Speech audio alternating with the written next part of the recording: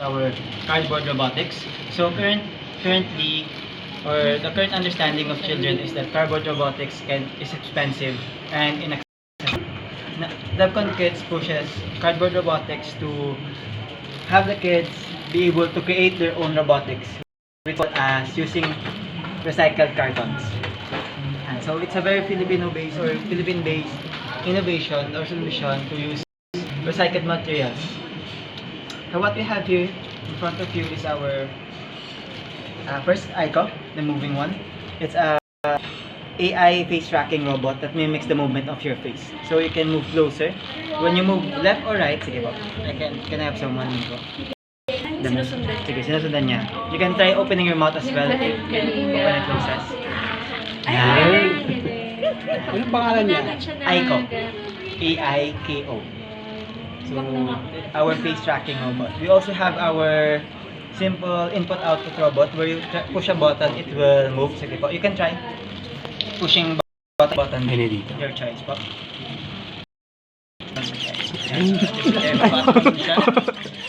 Pwede ba mayuwi yan? Maya po ako eh. Yes. Hindi ko sure, pero yeah, you can have your kids join our. Currently, we are aiming to target underserved kids, where we do 75% of our code camps are underserved. So last year, we were 600 students during the Hour of AI celebration, where we teach kids about AI for 60 minutes.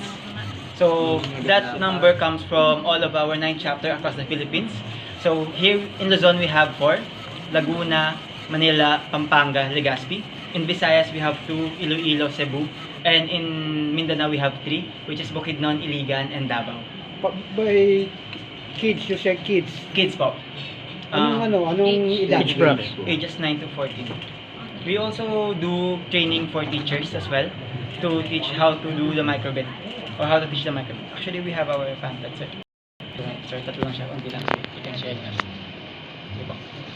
So you can have this one. So that is our reach for last year, and what we aim this year is to reach 20% more of what we did last year. So 5,600 plus 20% more in our KPI. So what we do is we partner with schools or institution. As you can see, we have here our SUI. This was donated by SUI, our microbit. So this kit is for a class of 30 that we used to teach. So this was fortunate. Thank you for SUI that donated this. So ito yung ginamit namin nung last year as well in our Hour of AI and in Pangasinan. We also do schools. We reach out last year. Our national office reached out to Pangasinan.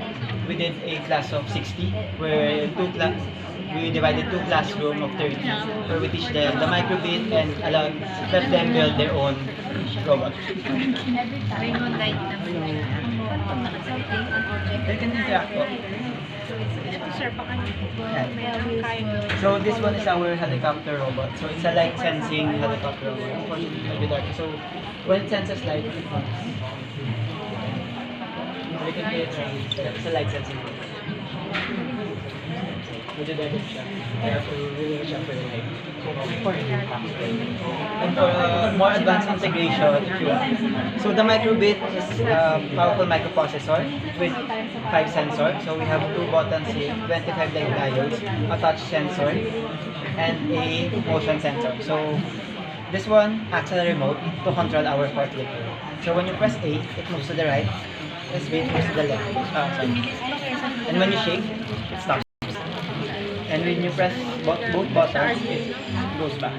You can also use the touch sensor to make the forklift go up. It has light, touch, and also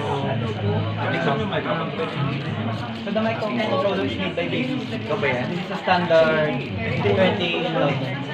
This is a standard tool for their education. Thank you. Hindi ako din. Ay, nawala ka din. So what the most conception of robotics, especially with Arduino, is the attachment. So there's too much. What microbit does is eliminates the wirings and allows the children to be creative and to have their logical thinking. So this one po we procure for around 800 to 1,000 bucks. This is the microbit. So yung microbit siya. So that's another pricing. Yes, it's powered by AAA battery and you can already run 3 servo motors. So for example, this one.